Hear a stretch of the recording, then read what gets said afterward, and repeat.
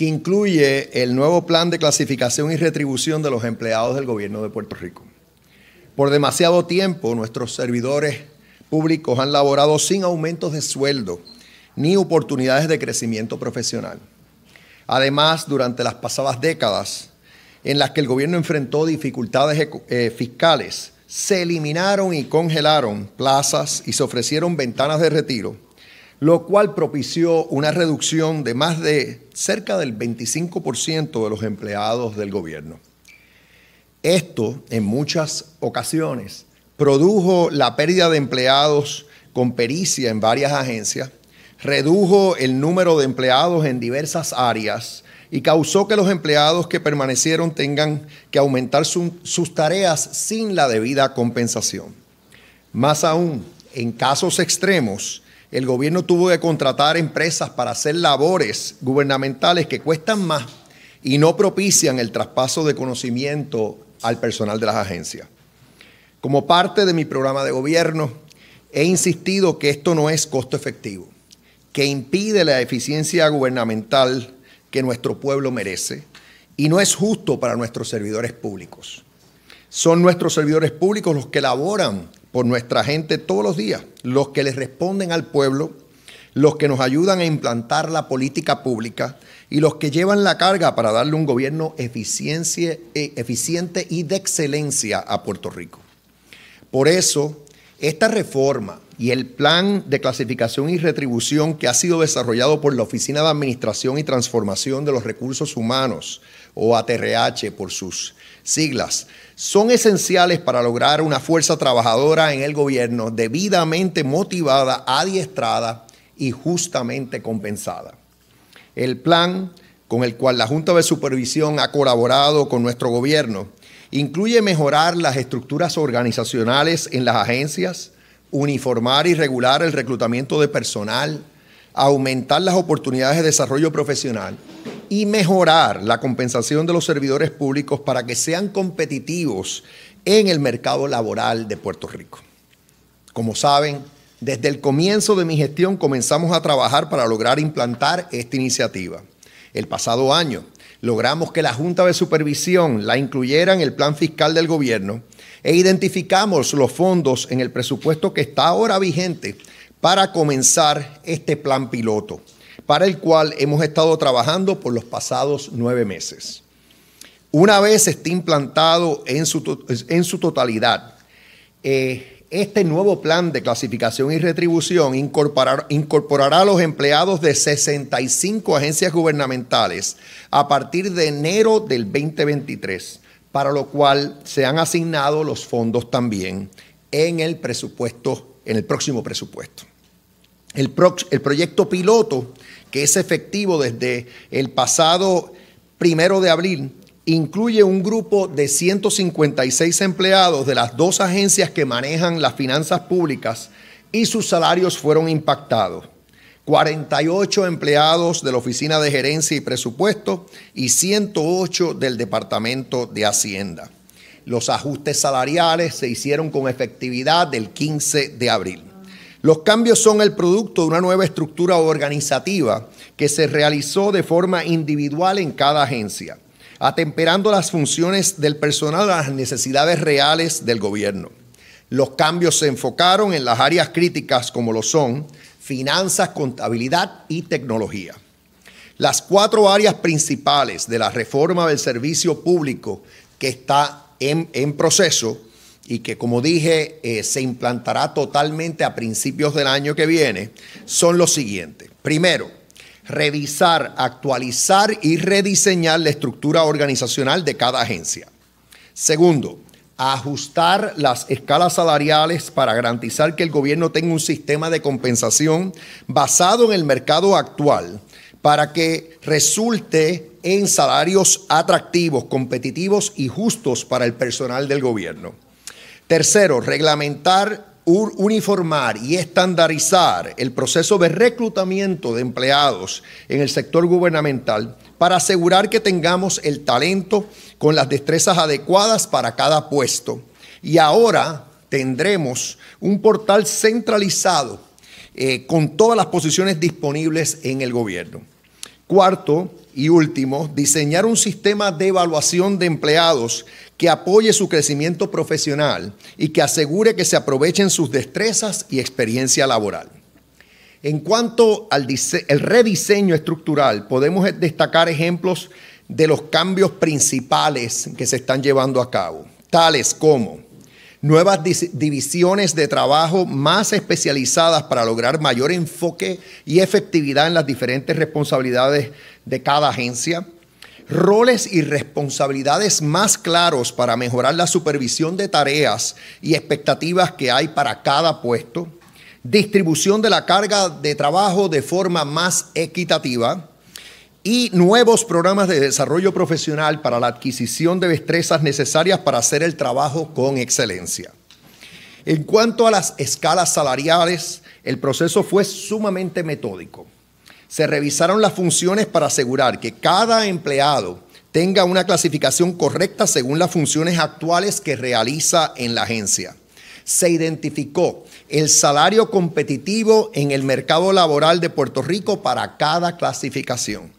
Se compartió el salario actual de se comparó el salario actual de cada empleado con los salarios de su clase en el mercado laboral en el sector privado de Puerto Rico para determinar cuáles de los empleados no tienen un salario competitivo según el mercado. Y se realizó un ajuste de salario a los empleados que estaban por debajo del salario competitivo de su clase, según el mercado. Básicamente lo que se hizo es establecer la mediana, es decir, el punto medio en los salarios que se ofrecen en el sector privado para un puesto de la misma naturaleza. Y si el empleado del gobierno, su salario cae bajo esa mediana, ese punto medio, entonces se le hizo un ajuste a su salario. Todo el plan se llevó a cabo en comunicación con los empleados e incluye un proceso de apelación en caso de que haya cualquier controversia. El éxito de este plan piloto servirá para validar los modelos a seguir para el resto del gobierno. Nos ayudará a atender todos los aspectos de un servicio público de excelencia y nos asegurará que cumplimos con nuestros empleados públicos. Estamos decididos a actualizar la operación del gobierno, a invertir en la capacitación y readiestramiento del personal, buscando la máxima eficiencia operacional, reclutando el mejor talento con salarios competitivos y desarrollando un plan de sucesión y de transferencia de conocimiento a largo plazo. Mi compromiso con nuestros servidores públicos es claro. Vamos a lograr hacer estas reformas para que tengamos la mejor fuerza laboral en nuestro gobierno. Eso es lo que ellos se merecen y es lo que quiere y necesita nuestro pueblo. Ahora me gustaría que el director de la Oficina de Gerencia y Presupuesto, así como el secretario del Departamento de Hacienda y la directora de la OATRH, se expresen sobre este histórico proceso. Adelante, Juan Carlos.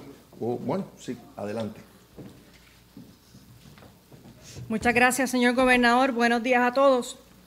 Justamente, como señala el gobernador, con la implementación y el arranque del plan piloto en la Oficina de Gerencia de Presupuesto y el Departamento de Hacienda, damos el primer paso para la reforma del servicio público que conllevará que para inicios del año entrante, del 2023, se implemente el plan de clasificación uniforme y el plan de retribución uniforme a lo largo de todas las agencias de gobierno. Hemos hecho un trabajo en equipo, en conjunto con la Oficina de Gerencia de Presupuesto, el Departamento de Hacienda, bajo el liderazgo de nuestro señor gobernador, para hacer ya esta transformación del servicio público, iniciando en estas dos agencias. Para que tengan una idea, los planes de clasificación de puestos y retribución del Gobierno de Puerto Rico que elaboró la Oficina de Administración y Transformación de Recursos Humanos responden a la realidad operacional y organizacional del Gobierno de Puerto Rico y son un instrumento de trabajo adecuado y efectivo en la administración de los recursos humanos y facilitar los procesos gubernamentales. Con el inicio de este proyecto piloto, estamos encaminando los pasos necesarios para hacerle justicia salarial a nuestros servidores públicos, comprendiendo el área de finanzas, contabilidad y tecnología de estas dos agencias, Y como parte de este proyecto piloto, como indicó el señor gobernador, estaremos implementando un sistema de evaluación de desempeño uniforme a lo largo de todas las agencias, que es un desarrollo de un nuevo sistema que antes no existía, y estaremos fortaleciendo los mecanismos para reclutamiento y para estandarizar el reclutamiento en nuestras agencias de gobierno para facilitar, atraer mayor talento al gobierno y convertirnos a la vez en un patrono competitivo con el mercado laboral privado. Y ahora los dejo con el director de la Oficina de Gerencia y Presupuesto.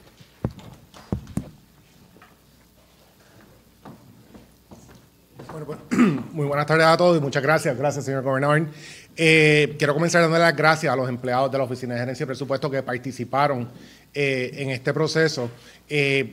Su participación, su colaboración, la información que compartieron tanto con nosotros como con la Junta de Supervisión Fiscal ayudó a entender y diseñar lo que hoy pues ya es una realidad como parte de este plan piloto. Y esto no es otra cosa que, ¿verdad?, continuidad de lo que venimos hablando y venimos viendo y venimos haciendo durante los últimos meses. Esta es la reforma del gobierno de Puerto Rico, este es el gobierno post-promesa.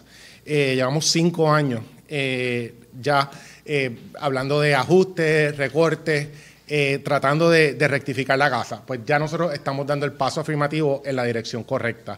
Y como bien mencionaron, el gobierno tiene que ser un patrono competitivo para poder ejecutar todos estos planes, para poder dar el servicio que nuestro pueblo exige y espera de nosotros. Así que como parte de este proceso, pues la Oficina de Gerencia de Presupuesto, pues gustosamente hemos sido parte de este plan piloto que nos ha enseñado y nos ha puesto en relieve muchas cosas, particularmente la necesidad de modernizar tanto las estructuras como las clasificaciones, los puestos, las destrezas que tenemos en el gobierno.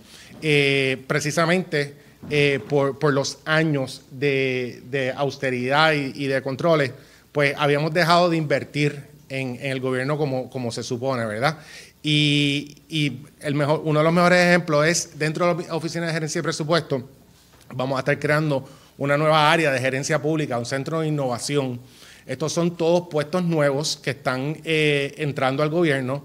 Estamos hablando de científicos de datos, estamos hablando de personas para hacer análisis económico, para informar la política pública, que son destrezas bien necesarias que siempre hemos discutido, que hacen falta como parte de lo que es la gerencia pública, y ahora nosotros estamos haciendo esto realidad. Así que súper agradecido, ¿verdad?, de la oportunidad de ser parte de este proceso transformacional en nuestro gobierno. Y este es el primer paso. Este es el primer paso. Ahora, cerrando este capítulo del plan piloto, pues estamos listos para llevarlo al resto del gobierno en enero del año que viene. Muchas gracias. Secretario. Gracias. Bueno, tal vez el gobernador, con tanto que tiene encima, no se recuerde de estas conversaciones en el 2020, cuando yo creía que estaba transicionando. En aquel momento hablamos de la fuerza laboral dentro del Departamento de Hacienda y qué se necesitaba de cara al futuro, yo pensando que era para el próximo secretario, qué cosas había que hacer, y en parte era invertir en nuestros empleados. El gobernador me prometió algo en ese momento, que agotaría todos los recursos habido y por haber dentro del contexto que estamos viviendo bajo promesa para garantizar un Departamento de Hacienda que contara con los recursos humanos necesarios para llevar a cabo la agenda financiera que se dispone tanto en el plan fiscal y en la visión que tiene el señor gobernador. De verdad que para mí es emotivo pensar y ver que ya en abril 2022 el gobernador cumplió con su palabra, y no tan solo me cumplió a mí, sino le cambió la vida a más de 108 empleados del Departamento de Hacienda. Y ya a partir del 2023 la gran mayoría de nuestros empleados pues tendrán unas condiciones totalmente distintas, muy superiores a las que yo le podía garantizar en los pasados 5 años. Estamos hablando de una agenda financiera bien ambiciosa, pero a su vez que también se le compense a nuestros empleados que están llevando esa implementación. Es algo que era necesario, pero que no tomamos a la ligera, y se lo agradecemos mucho al señor gobernador, que creo que es el primer gobernador yo creo que en buen tiempo que cambia la receta de austeridad por una de progreso, no tan solo para el sector privado, sino para aquellas personas que decidan convertir el servicio público en su vocación. Mi agradecimiento a los empleados del Departamento de Hacienda que formaron parte de este proceso de análisis, a mi Chief of Staff, Siris Baez, quien es empleada de carrera. Siris, te vamos a dejar un Departamento de Hacienda de cara al futuro mucho mejor compensado y remunerado, y gracias por todo lo que hiciste en este proceso. También a nuestra oficina de OTRH, a la Junta de Supervisión Fiscal y a mi compañero Juan Carlos Blanco y todo su equipo de trabajo en la OGP.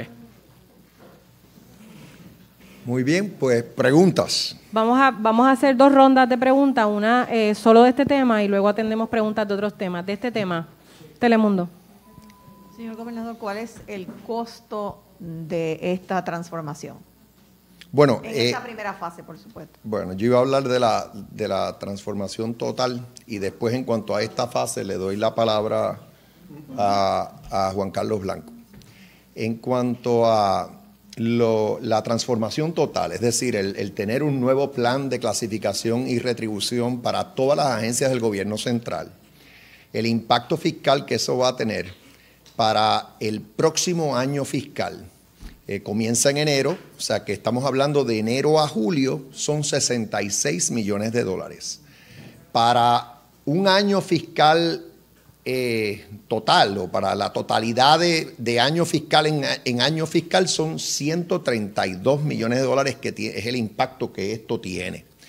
En cuanto a esta iniciativa en particular, que solamente cubre, que es el plan piloto, el personal de finanzas, contabilidad y tecnología de estas 2 agencias, es decir, Hacienda y OGP, el impacto... Aproximadamente como 1.8 millones de dólares, los ajustes salariales en ambas agencias para los empleados que ¿verdad? Van a recibir este tipo de ajuste como parte del plan piloto. Pero como bien... No. Eso es cuando, esa es la cantidad que está presupuestada para todo el gobierno. Cuando... es la mitad, porque obviamente esto comienza en enero. Esto comienza en enero del 2023, está hablando de 6 meses, 66 millones, es 132 millones para todo el gobierno, lo que estimamos que ya está incluido, esta proyección está incluida en el presupuesto propuesto que le sometimos a la Junta y tiene el visto bueno de la Junta.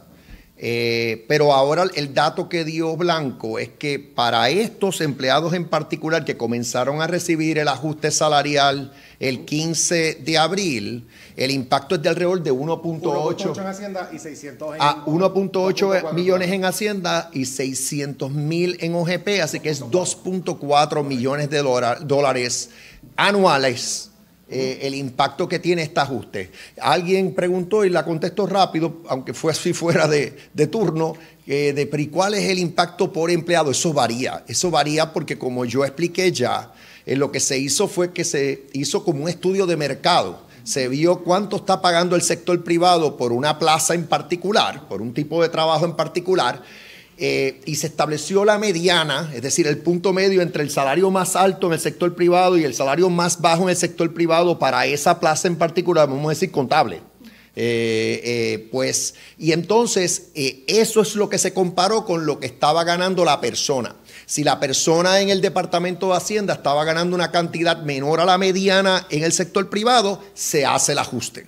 O sea que los ajustes cambian de personal en personal. El total del personal impactado son 156 empleados, 48 en OGP, 108 en el Departamento de Hacienda. Foro Noticioso. Sí, buenos días, gobernador. Buenas tardes. Tengo entendido, si no me corrigen, que para el 1975 fue que se consolidó el principio del mérito. ¿Cómo funciona eso? ¿Eso se tocó o eso va a seguir así? Bueno, eso existe en ley. El principio de mérito en la ley de personal del gobierno de Puerto Rico está establecido. Resumiéndolo, lo que significa es que cuando uno va a reclutar, particularmente para el personal de carrera del gobierno, pues lo que debe prevalecer es la capacidad de la persona y las credenciales de la persona a ser reclutada.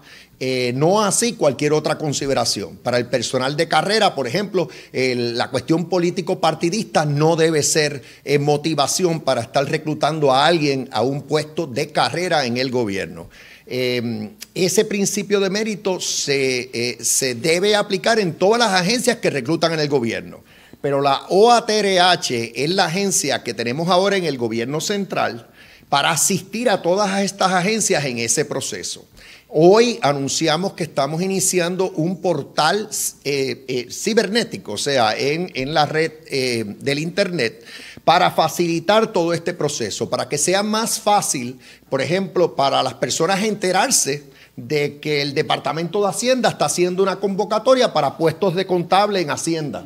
Y que entonces se entere, la difusión sea mayor y más personas entonces soliciten. En el portal va a salir el puesto que está sujeto a la convocatoria, cuál es la paga, cuáles son las tareas o deberes principales de ese puesto, cuáles son los requisitos académicos o de experiencia que se requiere para el puesto. Eso lo estamos haciendo otra vez con miras a hacer cumplir el principio del mérito que mencionas en tu pregunta. Se va a estar anunciando en cuestión de días, va a ser un nuevo portal, una nueva ventana a la cual van a poder acceder todos los que estén buscando puestos en el gobierno de Puerto Rico. Primera hora. Sí, quería, a tono con lo que preguntó Mari Carmen, si pudiera mencionar unos ejemplos para uno tenerlo claro de cuánto, por ejemplo, está ganando el secretario de Hacienda o Blanco. Ok, voy a recordar, sí, lo hacemos. Podemos quizás de alguna lista dar algún ejemplo por puesto, no por nombre y apellido, me parece que es mejor, pero lo hacemos. Ahora, iba a volver a deslindar algo importante aquí. Luego de esta reforma, que está en curso y se va a implantar a partir del 1 de enero, ya la Junta de Supervisión lo avaló, ya la Junta lo incorporó en su plan fiscal. En vez de tener sobre 170 planes de clasificación y retribución por todo el gobierno central, para que entiendan la magnitud de esta reforma, vamos a tener 2 planes de clasificación y retribución. Uno para el personal de carrera, que por decir es el 90%, el porcentaje quizás no es ese exacto, pero se debe asemejar. Fácilmente el 90% del personal del gobierno es del servicio de carrera, del servicio civil del gobierno.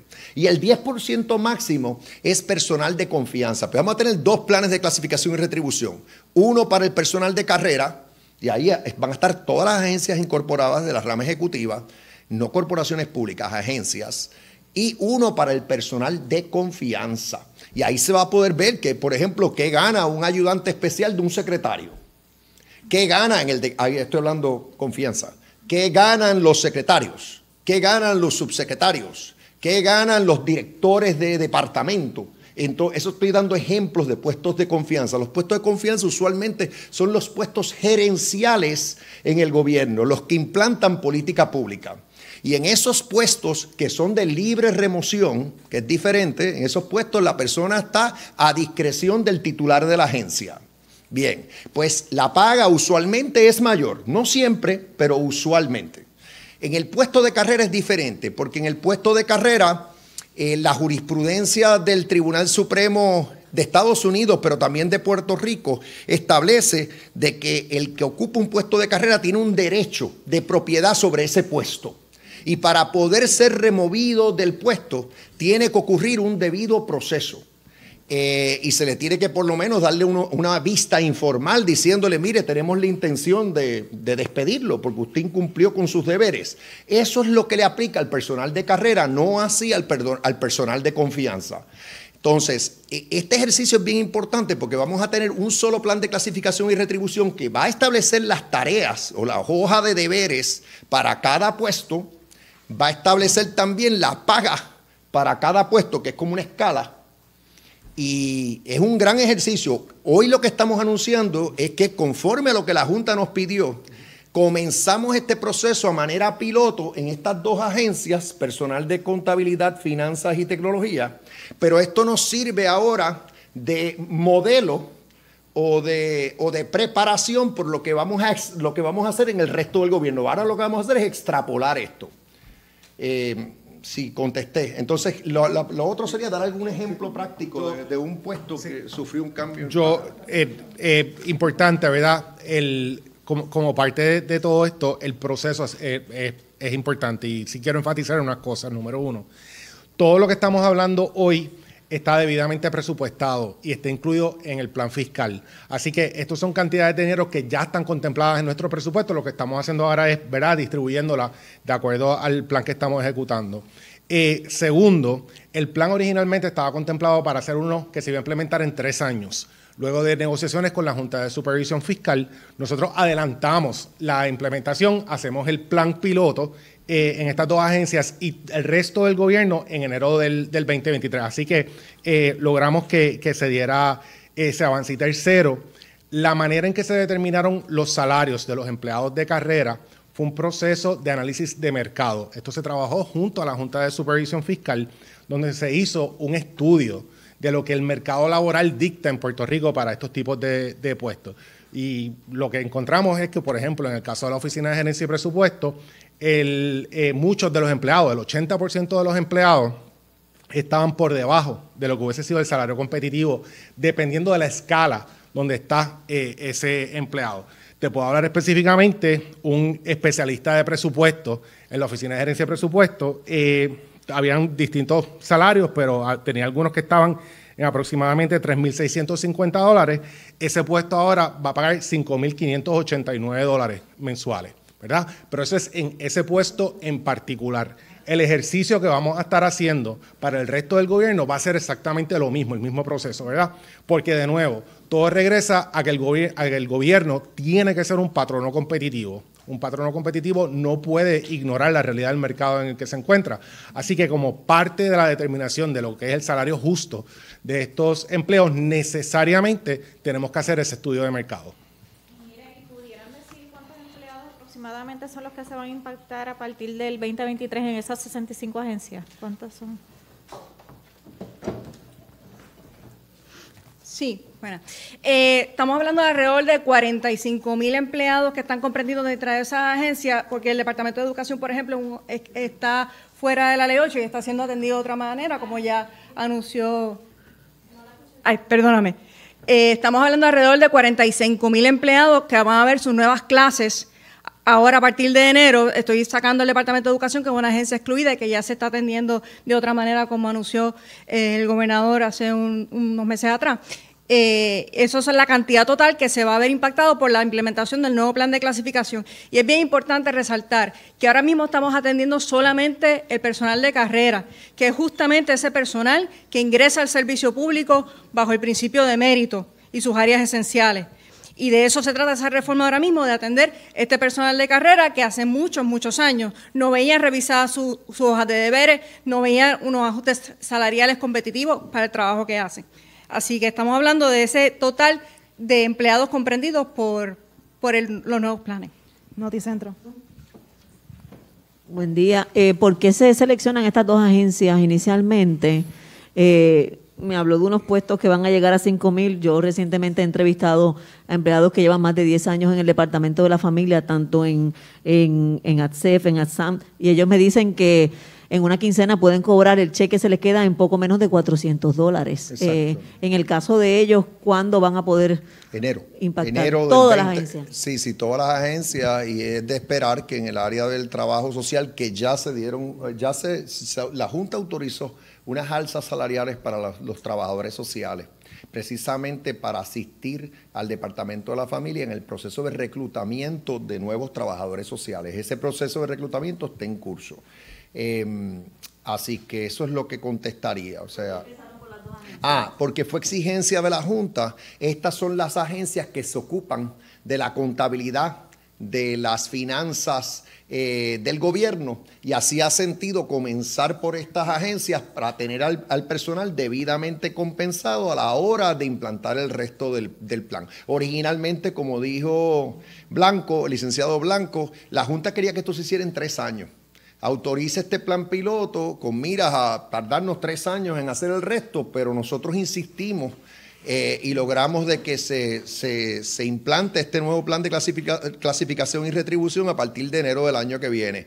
Volviendo a repetir algo que es importante, hace más de 2 décadas no hay aumentos salvo las excepciones. Por ejemplo, los aumentos que yo anuncié recientemente para maestros, oficiales correccionales, personal paramédico, entre otros, bomberos, entre otros, y los policías que hace un par de años atrás la Junta le había dado paso a aumentos. Salvo esos aumentos, los aumentos que han habido aquí han sido realmente paupérrimos o inexistentes por muchísimo tiempo. Y para añadirle o echarle sal a la herida, también se congelaron plazas, se prohibió alzas salariales y se abrieron ventanas de retiro.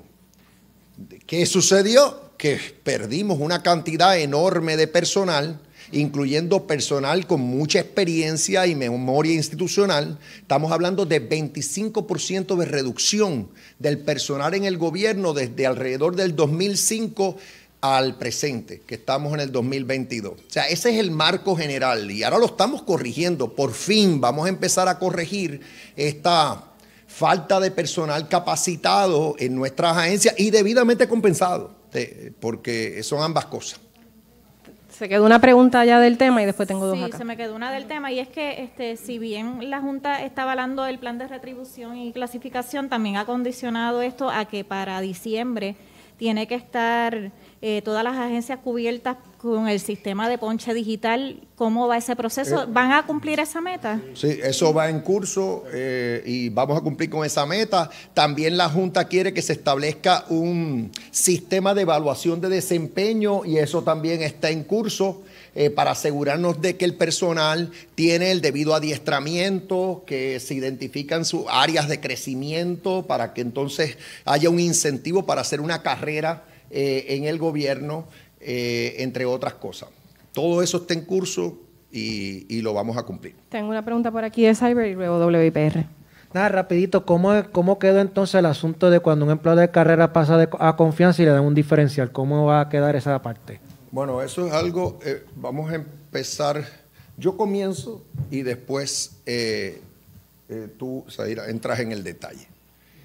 Lo que ocurre cuando una persona que tiene un puesto de carrera pasa a un puesto de confianza es que va a recibir la paga del puesto de confianza, que usualmente es mayor, pero va a tener el derecho de reinstalación si por alguna razón se le remueve del puesto de confianza y regresa a su puesto de carrera.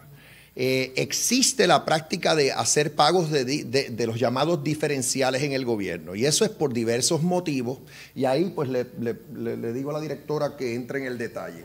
Usualmente se ha dado diferenciales a nivel de secretarios de gabinete y eso es otra conversación. En el pasado se han dado, eso se reglamenta por ley, si no orden ejecutiva o reglamento. A nivel de las agencias, ya en ese aspecto operacional, ¿cuándo se pagan diferenciales y por qué razón? Pues prefiero que la directora sea la que conteste. Sí, estamos hablando de cuando es alguien que ocupa un puesto de confianza, que tiene también un puesto de carrera con derecho a reinstalación, que en muchos casos se le puede otorgar un diferencial, en muchos casos a discreción de la autoridad nominadora, dependiendo de las funciones que ejerció en el puesto, el salario que tenía antes y el ajuste que se tenga que hacer. Y eso es como parte del derecho a reinstalación, no es como parte del reclutamiento, de reinstalación de confianza a carrera, no como parte del reclutamiento ni de los puestos actuales que ocupan los empleados de carrera del servicio público. Los destaques siguen dándose según la necesidad del servicio y si la agencia, ¿verdad?, que está prestando ese empleado en destaque lo pueda autorizar y cuente con la capacidad fiscal, pero los destaques siguen siendo parte de nuestro ordenamiento. WIPR. Sí, buenas tardes. Es para ver, señor gobernador, si pudiese un poco abundar más sobre la primera meta, que es la reorganización de las agencias, de su estructura, que me parece que es importante, y si esto un poco lo haría más compatible el sistema con la ley de empleador único, de suerte que pueda haber movilidad o que si es que se persigue la movilidad en el gobierno. Bueno, yo prefiero que tú comentes eso. Hay reorganizaciones que ya se han dado, que están en curso, y es todo por ley. O sea, es la legislatura la que ha aprobado proyectos que requieren reorganización de agencias. Particularmente eso aplica a las llamadas sombrillas. Y eso, pues, eso es un proceso que todavía está en curso. Una agencia que está bien adelantada en ese proceso es el Departamento de Desarrollo Económico y Comercio.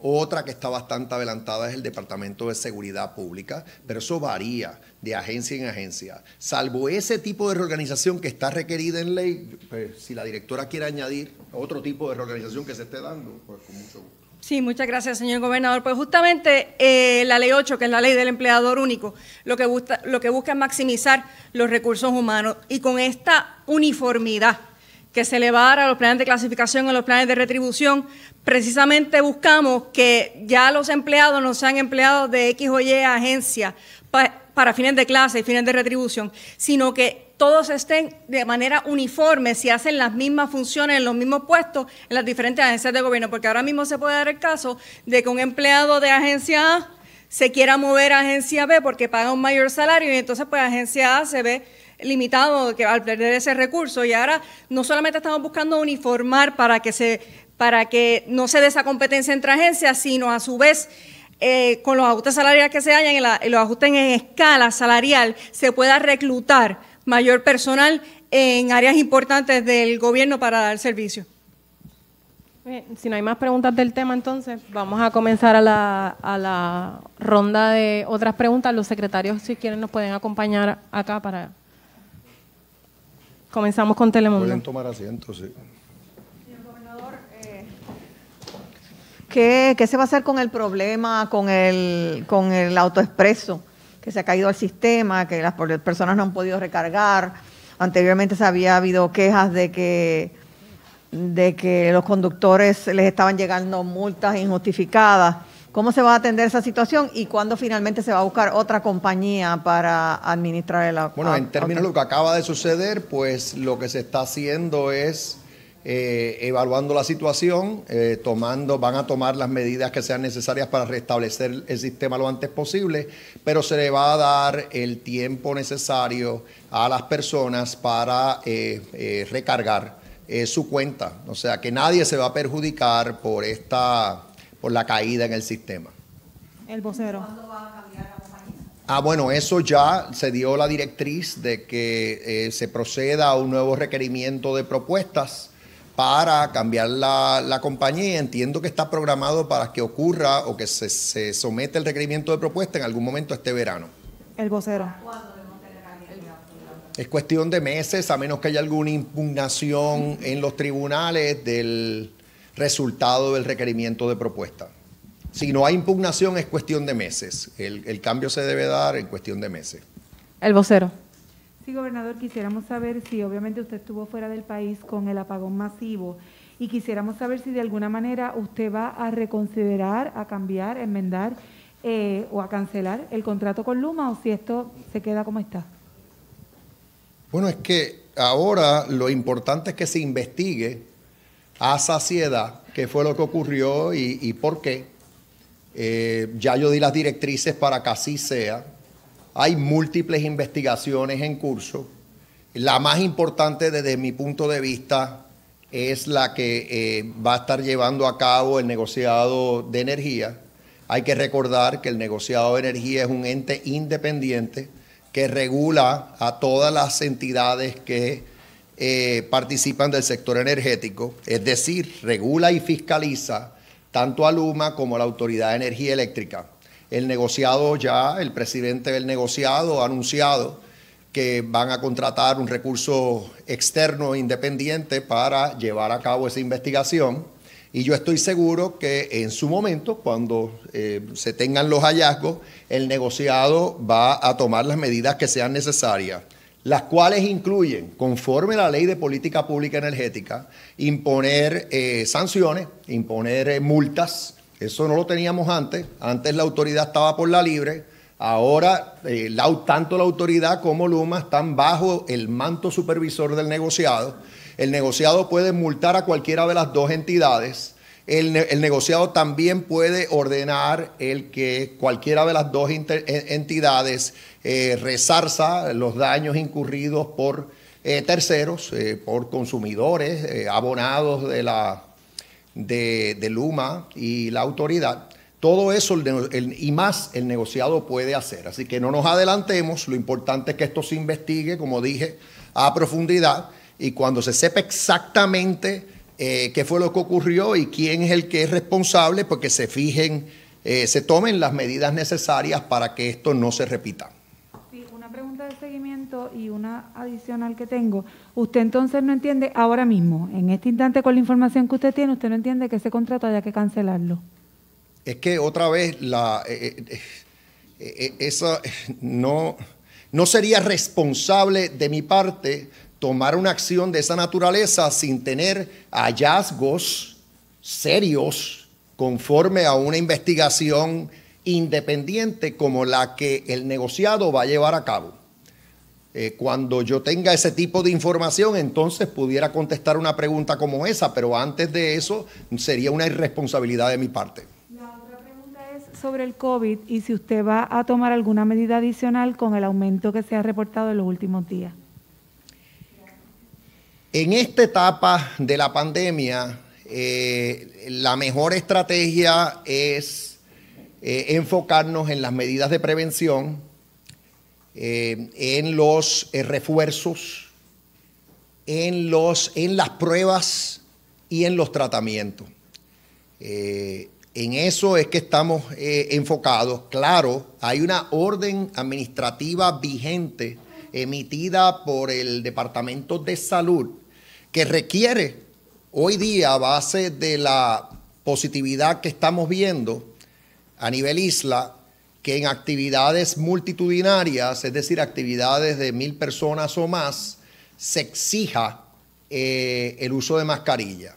Eso, si no se ha anunciado, se va a anunciar en estos días. Aparte de eso, el Departamento de Salud tiene una serie de recomendaciones.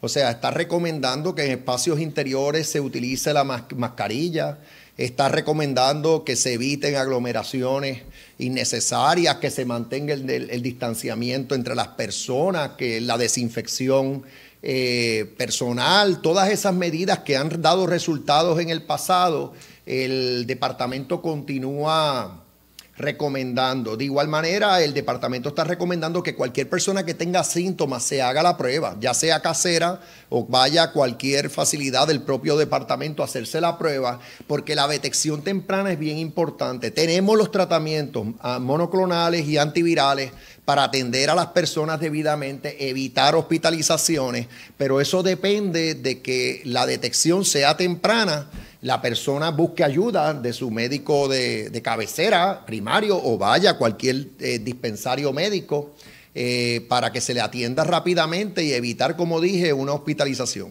Tengo por acá pregunta de WIPR y luego Cyber. En seguimiento, señor gobernador, las clases podrían, si sube ese aumento, volver a hacer clases virtuales. Bueno, hasta ahora todos los brotes que han surgido se han controlado. El departamento ha estado funcionando debidamente, siempre lo ha hecho, por cierto. En todo momento el departamento se ha distinguido por sus medidas de salubridad y por cumplir con los protocolos establecidos por el Departamento de Salud. Así que yo no vislumbro que eso suceda, pero claro, aquí no se descarta nada. Ya sabemos, como resultado de lo que hemos vivido bajo esta pandemia, que este virus hasta cierto punto es impredecible. Lo que estamos viendo en este último repunte es que y por la naturaleza de esta variante, es que no se está traduciendo en tantas hospitalizaciones como vimos en el pasado. Los hospitales es una métrica que yo velo obsesivamente todos los días. Ahora mismo la ocupación en nuestros hospitales es de 63%. Para que tengan una idea, los hospitales para poder operar con utilidad, o sea, para poder operar exitosamente tienen que tener mínimo 75% de ocupación. Ahora mismo están en 63%. Si acaso hay un problema de falta de utilización de nuestros hospitales. Pero es algo que yo miro obsesivamente. Si en cualquier momento yo veo la posibilidad de que los hospitales se comprometan, pues pudiera tomar alguna medida diferente a la que estamos anunciando ahora. Bueno, las escuelas en una ocasión las cerré, que fue con el embate de la variante alfa en abril del año 2021. Pero otra vez es que estamos en otra etapa. O sea, recuerden que tenemos más del 80% de la población totalmente vacunada, más de la mitad de los que están elegibles para refuerzos con refuerzos. Es otra situación y nuevamente digo, en los hospitales hasta el momento no los vemos comprometidos. Hay 6 personas en ventiladores, esa es otra estadística que yo miro a diario, porque obviamente persona que esté en un ventilador es persona que tiene su salud bien comprometida y de igual manera que estoy velando los fallecimientos. Esas son las estadísticas que estoy velando puntualmente. Sí se ve gran cantidad de contagios. Es importante evitar el contagio. Es importante que aunque no sea tan... el impacto no sea tan lesivo al cuerpo, de todas maneras nos protejamos. Porque nadie quiere enfermarse, o sea, y la mascarilla en realidad ha sido efectiva para todo tipo de enfermedad viral. Lo hemos visto, o sea, en la misma influenza hemos visto como los casos bajaron sustancialmente. Yo no soy epidemiólogo, pero tengo que pensar que tiene que ver con el uso de mascarilla. Así que a mí hasta cierto punto yo me quito el sombrero ante nuestro pueblo, porque todavía es la hora que uno sale y ve a muchas personas hasta en áreas exteriores con la mascarilla puesta.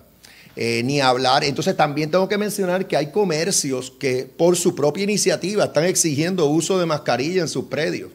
Lo cual yo también veo con buenos ojos, porque hasta en esta etapa de la pandemia también aquí es importante la responsabilidad ciudadana. Ya todos sabemos cuál ha sido el impacto de este virus. Todos sabemos lo que podemos hacer para evitarlo. Y para cuidar de nuestra salud, y es cuestión de seguir cooperando. El pueblo de Puerto Rico ha cooperado hasta el momento. Sí vi en los medios una estadística que no me agradó, que usualmente nosotros siempre estamos mejores que todos los demás en Estados Unidos, y aparentemente este último repunte hemos estado arriba, pero tengo que pensar que es que estábamos bien abajo. O sea, cuando esto comenzó nosotros estábamos otra vez de los mejores, y entonces pues obviamente llega el momento que te llega, por decir, que llega la nueva variante a Puerto Rico, tarde o temprano iba a llegar, y igual que se ha visto en otras jurisdicciones, es muy transmisible y se está reflejando en contagios. Cyber y luego Guapa. Bueno, un seguimiento rapidito. ¿Va a seguir siendo recomendación o va a ser obligatorio? Porque esa parte, o sea, seguirá siendo recomendación, no se va a hacer obligatorio. Al momento son recomendaciones lo que estamos hablando, están establecidas en la orden administrativa del Departamento de Salud. Yo creo que son buenas recomendaciones, todos las deberían seguir, pero en el caso de actividades multitudinarias sí es básicamente requerido el que se utilice la mascarilla en ese tipo de actividad. Okay. Es porque es efectivo inmediato, porque es que lo que pasa es que la orden establece que cuando pasas a transmisión moderada, automáticamente entra en vigor eso. ¿Perdón? Ellos lo van a estar anunciando, pero pueden tomar mi palabra, o sea, de que eso se va a anunciar en el día de hoy, porque es que ya las propias estadísticas que la misma prensa reporta lo indica, o sea, se activa automáticamente esa disposición en la orden de salud. Okay, gobernador, cambiando entonces el tema, me gustaría saber si tuvo alguna reunión, si va a tener una reunión con FEMA y con la autoridad, con Luma y con COR3, porque los números no cuadran. FEMA tiene unos números bien bajitos, Luma dice que tiene 180 proyectos, el COR3 de otros números, y básicamente, o sea, y de hecho también hay otra crítica, o sea, los proyectos que han sometido básicamente algunos entienden que no son infraestructura crítica, bueno, que también esa es otra de las quejas, ¿no? Es una pregunta amplia, déjame ver cómo te la contesto en arroz y habichuela y de forma lo más breve posible. Primero, desde mi punto de vista, todas estas entidades tienen que agilizar lo que están haciendo.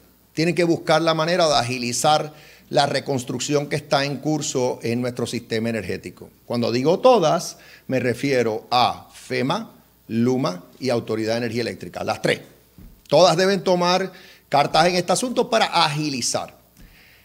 Habiendo dicho eso, aquí hay una cantidad enorme de proyectos ya sometidos ante FEMA. Lo que pasa es que la inmensa mayoría de esos proyectos son bien complejos. Estamos hablando de rediseñar nuestro sistema energético. No es como cambiar fusibles o cambiar piezas meramente, no es eso. No es meramente cambiar postes. Aquí, por ejemplo, cuando hablamos de subestaciones, lo que estamos hablando es rediseñar subestaciones. Eso conlleva un trabajo de ingeniería, de diseño de ingeniería complejo que toma tiempo. También hay que recordar que por reglas internas de FEMA, cualquier proyecto también hay que determinar si tiene un impacto en el ambiente, si tiene un impacto en el área de preservación histórica, y tienen que entonces validar eso antes de darle curso. O sea que estoy explicando el proceso como es.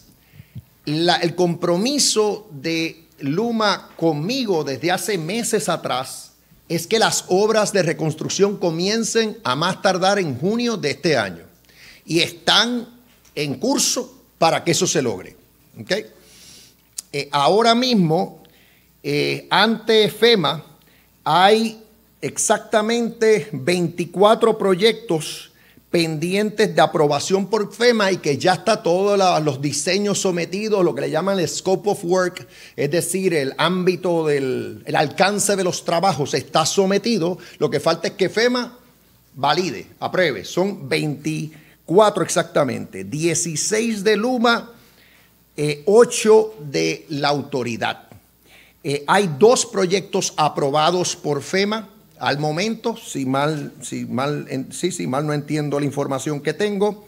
Entre los proyectos que deben estar siendo aprobados próximamente, tenemos mejoras a la subestación en el área de Cataño, mejoras a las subestaciones en Culebra y Vieques, mejoras a la subestación en Llorens Torres, y como el apagón tuvo que ver con la subestación que sabemos, o el patio de interruptores en las inmediaciones de la planta de Costa Sur, pues indagué sobre ese asunto, y conforme a cómo estaba programado, ese proyecto en particular se va a estar sometiendo ante FEMA en este mismo mes de abril. No pase el final de este mes de abril, que las mejoras en esa facilidad en particular se le van a estar sometiendo a FEMA con su alcance de trabajo y todo para que FEMA la apruebe.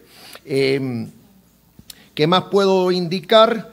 Entre los proyectos que vienen, hay proyectos que van a estar saliendo y se va a ver la obra. Estás hablando de nuevos sistemas de iluminación en múltiples carreteras en Puerto Rico, nuevos postes de distribución energética, otra vez en múltiples puntos de la isla. Así que sí, esta reconstrucción va a comenzar, como dije, a más tardar en junio de este año, pero yo quiero que sea todavía más ágil el proceso para cerrar. Toda la reconstrucción de nuestro sistema energético va a tomar años. O sea, esto no es cuestión de que en cuestión de 6 meses ya se acabó. Eso no funciona así. En términos del monto de los proyectos ya sometidos ante FEMA, estamos hablando que el monto total es de 7.880 millones. De los 9.4, 7.880 millones, de los 9.400 millones totales que están asignados para estos propósitos. O sea que si lo medimos a base de porcentaje de fondos que ya están en proceso de materializarse en proyectos, es un porcentaje altísimo.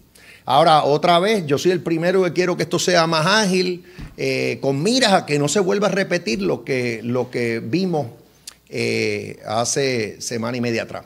Tenemos pregunta de Guapa, primera hora, y cerramos acá. Ok, Guapa. Precisamente durante su viaje a España usted estaba buscando, ¿verdad?, algún tipo de inversión, ¿verdad?, acá en Puerto Rico. Se dio el apagón. ¿Cuántos negocios se le puede haber caído al gobierno en ese momento? ¿O cuál fue la explicación? Si le exigieron algo, porque esta fue una noticia que dio vuelta al mundo. Bueno, ¿usted entiende que esto afectó el negocio del interés de que vengan inversionistas de España? Bueno, obviamente, el que ocurra un apagón en Puerto Rico de esta naturaleza es claramente negativo. O sea, esto es muy negativo. Y lo importante es tomar las medidas para que no se repita. Es ya por todos conocidos que nuestro sistema es un sistema viejo, anticuado, en algunos aspectos hasta obsoleto, que es un sistema que tenemos que cambiar con sentido de urgencia. Eso lo sabe toda la comunidad inversora. Al mismo tiempo presenta una oportunidad para empresas en el campo de la energía incursionar a Puerto Rico. Ahora estamos en medio de una transformación. Ya tenemos 18 proyectos de energía renovable adjudicados. Ahora es cuestión de que se lleve a cabo la contratación y se empiecen a materializar. Estamos hablando de como 850 megavatios de energía renovable. De igual manera hay otros 2 proyectos de alrededor de 170 megavatios en total que ya están también adjudicados y esos están en curso. El negociado de energía ha tomado control de este asunto de la transformación porque va a estar a cargo de las licitaciones futuras, los requerimientos de propuestas futuros. Ha contratado una entidad para asistir al negociado para que estos requerimientos de propuestas salgan. Así que eso es una oportunidad para empresas que están en el campo energético para invertir en Puerto Rico. Otras empresas, pues lo que está sucediendo, y lo comparto, pero realmente esto también es de conocimiento público, es que vemos empresas que están generando su propia energía. Hay una entidad en España, como mencionaste España, pues la menciono, que se llama Sampol, que es la que le provee toda la energía térmica al aeropuerto de Barajas, Adolfo Suárez, que yo personalmente visité. Sampol tiene 4 industrias grandes en Puerto Rico a las cuales ha asistido en proyectos de cogeneración de energía y está comprometida a invertir no menos de $200 millones en los próximos años asistiendo a empresas o industrias a generar su propia energía y hasta cierto punto independizarse de LUMA y la Autoridad de Energía Eléctrica. Esto es algo que está ocurriendo. O sea que eso es otro comentario que te hago, que es que lo que se ve en la comunidad inversora es que se ve un deseo de, en ocasiones también, pues, insertar en este mundo energético.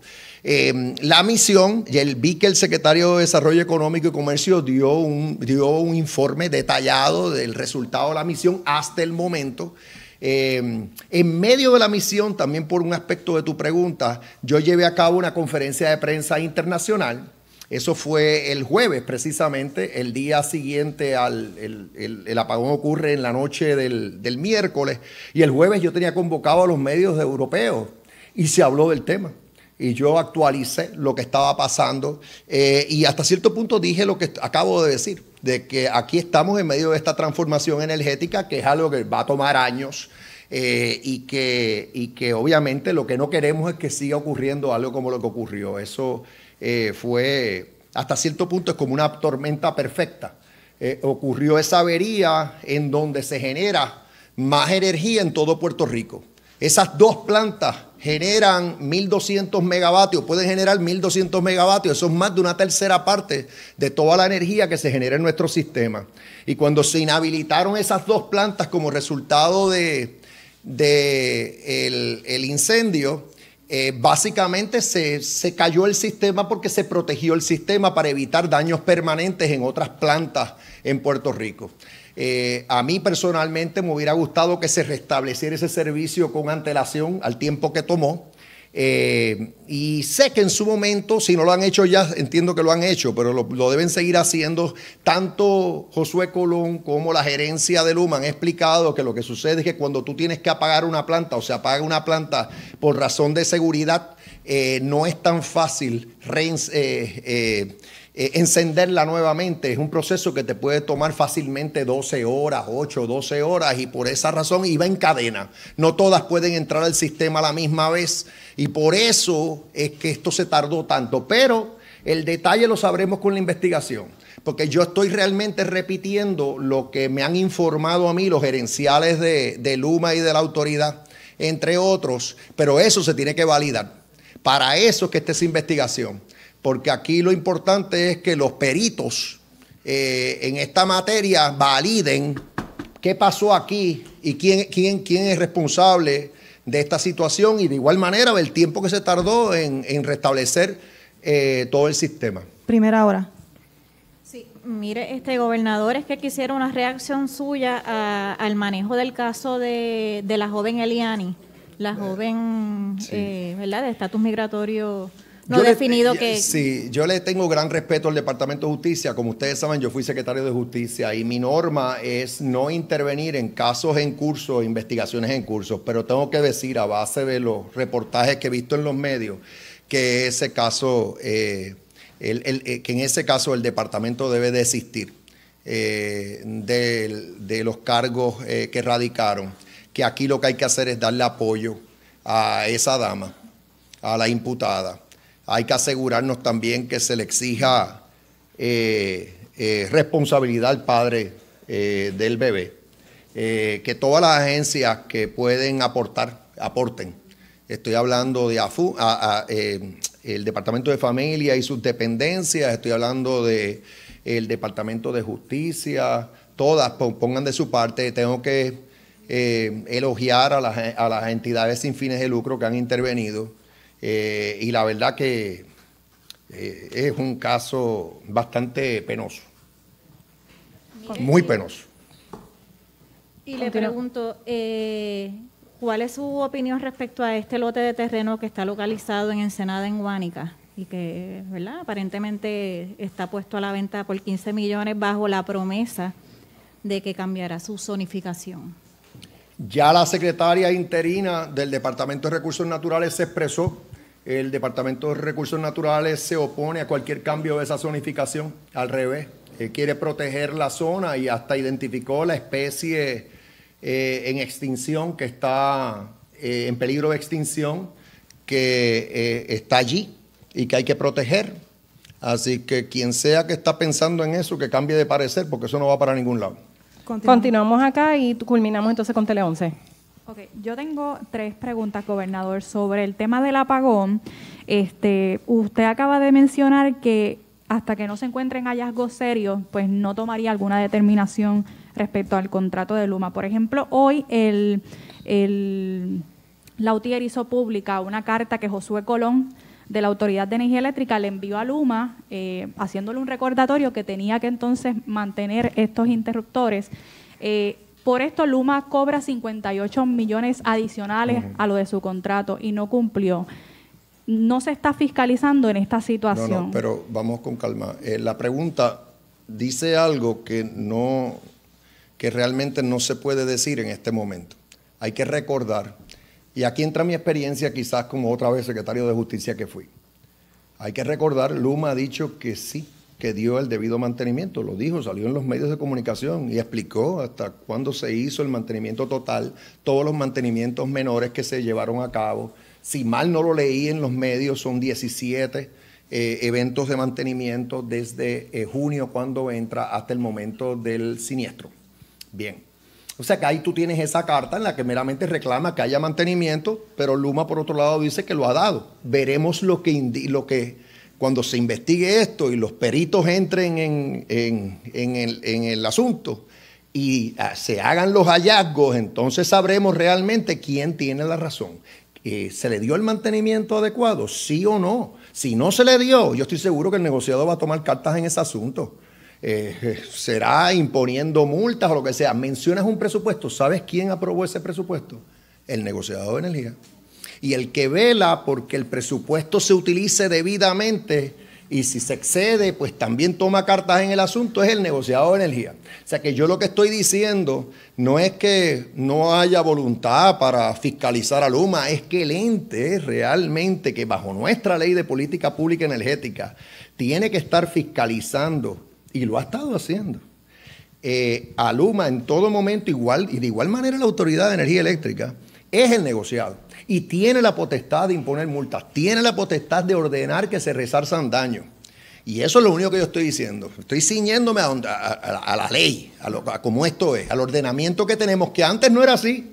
Antes ocurrían apagones y aquello, sabe Dios quién decía qué, y no pasaba nada, porque no existía negociado, no había esto que tenemos ahora, que es un sistema realmente regulado por un ente independiente, no político, porque el negociado no me responde a mí. El negociado no tiene nada que ver con política aquí partidista, ni la administración de turno. Y es por eso que tú ves que yo sí indico que el negociado no tengo duda que va a hacer lo que tiene que hacer. ¿Usted va a responder al llamado de la representante Mariana Nogales de revelar los gastos que hizo en su viaje en España? Sí. ¿Cuándo vamos a tener esa información? Realmente no es que tenga que responder a la representante con el mayor respeto, es que nosotros todos nuestros gastos aquí oficiales de viajes son públicos. Todos están disponibles para revisión del público. Entonces, como esto funciona es que son reembolsos que da el gobierno al personal que asiste en el viaje oficial. Y cuando se dan las solicitudes de reembolso, entonces básicamente se hacen los desembolsos y se sabe exactamente cuánto se gastó. Pero definitivamente que no va a haber reparo alguno de hacer eso público. Bueno, tan pronto se ven los reembolsos, porque entiendo que hay un periodo de tiempo que los 10 días, todo el que participe en un viaje oficial tiene 10 días para someter sus gastos para reembolso, es decir, los que procedan, los que tengan un fin público. Tengo otra pregunta, la última. Se supo que la organización Generación Circular anunció la renuncia de David de Sevilla, que es representante de Basura Cero, porque alegadamente pues tenía un terreno, una propiedad, debo decir, en Bahía de Jobos, en Salinas. Mi pregunta es si Basura Cero tiene algún contrato que usted tenga conocimiento, algún contrato con el gobierno, con el Departamento de Recursos Naturales. No, yo personalmente no sé así de memoria, pero verificamos, la secretaria de la Gobernación está aquí, así que ella verifica y se lo notifica. Pero hablando de Jobo, ahí lo que está ocurriendo, ya comenzaron a desconectar el servicio de agua, la Autoridad de Acueducto y Alcantarillado, lo mismo va a hacer Luma, está coordinando con OCPE para también hacer las desconexiones que procedan del servicio eléctrico y sé y he dado las directrices para que el Departamento de Recursos Naturales radique múltiples pleitos ante los tribunales para básicamente tomar cartas en este asunto, desahuciar a quien haya que desahuciar, ordenar cese y desiste de cualquier práctica ilegal que se esté llevando a cabo aquí, entre otras cosas. O sea que el Departamento de Recursos Naturales ya tiene contratado un bufete con el debido peritaje para entablar estos pleitos. Cuentan con mi visto bueno, así que aquí se va a hacer todo lo que se tiene que hacer. Como dije, desconectar al que tengamos que desconectar de utilidades y por otro lado, demandar a quien tengamos que demandar para que cese y desista de cualquier violación de ley y desahuciar a quien tengamos que desahuciar por estar indebidamente en los predios. De igual manera, el Departamento de Justicia ha anunciado que tiene una investigación de naturaleza penal para la posibilidad de que se hayan cometido delitos. Y déjame ver si se me queda algo. Yo creo que con eso, en términos generales, es lo que se está haciendo allí. No descartamos, y sí, también tiene mi visto bueno, que el Departamento de Recursos Naturales siembre mangle. Nuevamente, se reforeste el área. Tenemos ahí, es posible que entidades sin fines de lucro asistan al departamento en ese proceso. Y esto ya ha sido tema de conversación que entre este servidor y la secretaria interina del departamento. Tenemos por acá, tenemos de igual manera, todo lo que tengamos que hacer para limpiar el área, sacar de allí a quien no tenga que estar allí, exigirle cuentas a quien haya violado cualquier ley ambiental, buscar penalidades civiles y criminales, todo lo que tengamos que hacer lo vamos a hacer para proteger el área, lo cual, admito, no se hizo por muchos años. Tengo seguimiento tengo seguimiento por acá de Tele 11. Si ellos destruyeron los mangles y rellenaron, ¿por qué no ser esas personas que invadieron esa zona los que tengan que sembrar? Bueno, lo importante es que se siembren mangles, se reforeste el área y que se le exija cuentas, se le pida cuentas a quien tenga que responder. Y sí, no descartes que hayan acciones de daños y perjuicios y que tengan que resarcir los daños incurridos. Es que no descartes acción alguna. Mi instrucción es que radiquen todos los pleitos habidos y por haber que procedan en este asunto. Y lo va a hacer el Departamento de Recursos Naturales. Así que no descarten nada. Desahucio, órdenes de cese y desista, acciones de daños y perjuicios y que vamos a tomar medidas remediativas en el área para no estar esperando por un resultado judicial que puede tomar sabe Dios cuánto tiempo. No, se van a tomar medidas con antelación a eso. Tenemos preguntas de seguimiento aquí con Tele11 y culminamos. Precisamente, gobernador, mis preguntas eran con relación a la línea de Jobos. En la vista ocular que se realizó la semana pasada, el vicepresidente de Luma fue enfático en que ninguna agencia gubernamental le había pedido que se desconectaran los servicios y que por tal razón ellos no iban a desconectar el servicio hasta que así lo dijese una agencia gubernamental. ¿Usted oficialmente le ha pedido o le ha dicho a alguna de sus agencias que le corten entonces el servicio? Sí, lo que está ocurriendo es que Luma está coordinando con OCPE para que procedan las desconexiones que sean necesarias. Sí, Luma entiende de que tiene que haber una agencia diciéndole directamente. Para contestar la pregunta es OCPE. Es la oficina de gerencia y entonces le daría la instrucción a OCPE para básicamente, que entonces, si OCPE determina que el permiso es que ya dijeron que es fraudulento. Por eso, OCPE es la que puede determinar que el permiso es fraudulento. Aquí hay dos entidades que pudieron haber dado permisos aquí. El municipio de Salinas u OCPE. Aparentemente, los permisos que se han dado hasta el momento en el área provienen supuestamente de OCPE, pero son fraudulentos. Y ya lo detectó Acueducto y Alcantarillado. Ahora Luma está en proceso de trabajar con OCPE para lo mismo. Determinar si hay cualquier permiso fraudulento. Es lo mismo. Luma lo está haciendo ahora con OCPE y será OCPE la que confirma que el permiso que tenga Luma en su poder, que dio pie a... Que no fue Luma realmente. Recuerda que Luma entra cuando ya todo esto está en curso. Pero a lo que voy es... En los expedientes que tenga Luma, que provienen de la autoridad, si hay cualquier permiso, con toda probabilidad vino de OCPE. Pero OCPE es la que puede básicamente confirmar si es fraudulento o no el permiso. Si determina que es fraudulento el permiso, procede la desconexión. Permiso. La pregunta de seguimiento va por lo siguiente. En esa misma vista ocular, el VP de Luma dijo que los contadores que allí estaban habían sido de forma que no era la ordinaria, que se habían conectado de noche y que por tal razón no eran procedimientos que se hubiesen hecho en bona fide con lo que viene siendo la autoridad en aquel momento o Luma ahora, pero que no se había hecho una desconexión porque ninguna agencia le había dado la instrucción de que así se hiciera. La agencia, vuelvo y repito, que le va básicamente a validar que el permiso es fraudulento es OCPE. OCPE es la que le tiene que validar. Por eso la que puede validar, recuérdate que Luma no estaba cuando eso ocurrió, así que tiene que descansar en OCPE, y OCPE es la que le va a validar si los permisos son fraudulentos, y si lo son va a ocurrir lo mismo que ocurrió con la Autoridad de Acueducto y Alcantarillado. La persona que dijo lo que dijo, yo no estaba allí, o sea que estoy repitiendo lo que tú me dices en la pregunta, pero lo que quiero decir es que recuérdate que esa persona está reaccionando a algo que ve, pero no participó o sea, no tiene conocimiento directo del asunto. Pero otra vez, esto es prueba de referencia sobre prueba de referencia. Aquí lo importante es que OCPE valide que son fraudulentos los permisos. Si lo valida, se van a desconectar. Culminamos, gracias. Gracias.